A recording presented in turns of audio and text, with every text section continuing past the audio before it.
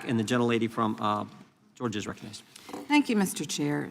Ms. Bondi, as the Florida Attorney General, attorneys from your office handled the appeal of my son, Jordan Davis's murder, which was denied.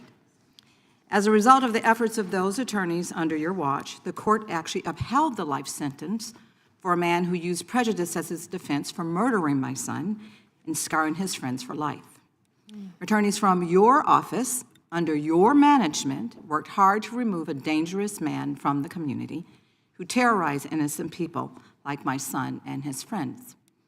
The compassion and respect that my family received throughout that ordeal were critical in helping us keep faith in the rule of law and justice.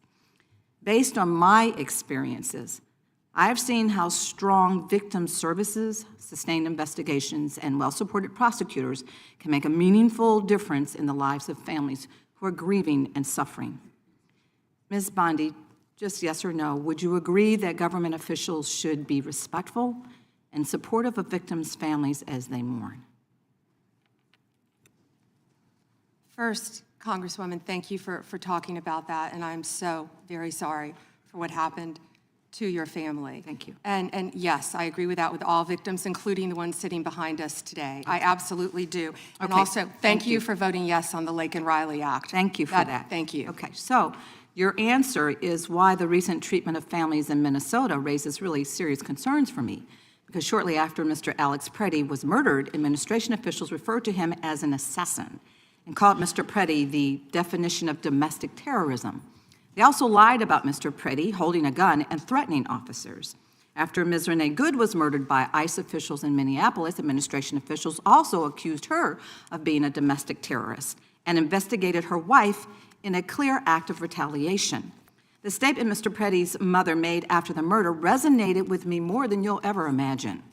She said that, and I'm quoting, "The sickening lies told about our son by the administration are reprehensible and disgusting," end quote. And I assure you, I know how it feels to hear lies that are told to justify the taking of someone's son. They were used by my son's murderer as a defense, and those lies still affect me today. He was called a thug, and he was called a gangbanger.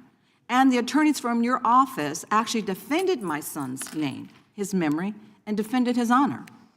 I'm certain that Mr. Preddy's mother watched videos of her son, Alex, an ICU nurse at the VA hospital, using his phone to record federal agents. She also watched him getting pepper sprayed, kicked, hit in the head, and surrounded by at least 7 agents before having his gun removed from his waistband, which he legally carried. And she watched seconds later as 2 of those agents shot her son Alex at least 10 times. Administration was quick to spew an incorrect narrative and call him so many things that they wanted us to ignore the truth that we actually saw with our own eyes. Ms. Bondi, will you denounce the statements that were made to tarnish the names of Alex Preddy and Renee Good, and will you protect their names like those attorneys back in Florida under your watch protected my son's name? What I will say is we are looking at everything to shed light on what happened that day, and it is an ongoing and active investigation. Both of those cases, and I assure you they will be investigated. Investigating, we understand that, but will you do everything in your power, as you have done for my case, as you are asked to do, as you've sworn an oath to do? It is your responsibility to make sure that you are following the rule of law. Those families in Minnesota, they deserve the same respect. They deserve a full investigation, which you have not even begun to do yet. So what are you saying, is that they don't deserve any respect for a full investigation into their murders?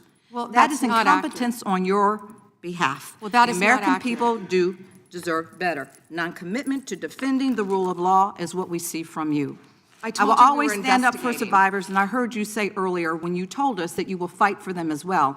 And based on the information before us, these families have not received the same commitment to investigate what happened to their loved ones, nor have they received the respect that I would expect from the nation's top law enforcement officer. Investigations have been slow-walked, they've been canceled, and the special agent assigned to Renee Good's investigation resigned following pressure from your officials to reclassify Ms. Booth's case. Time of the for gentlelady. families seeking answers and accountability. The withdrawal of investigative Time of the resources is gentlelady simply has unacceptable. expired. The gentlelady yields back. The gentleman from What you just watched was more than a tense exchange in a congressional hearing. It was a deeply personal moment where public policy, grief, and accountability collided in real time.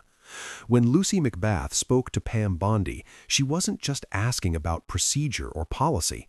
She was drawing from one of the most painful experiences a parent can endure, losing a child to violence and then watching how the system responds afterward.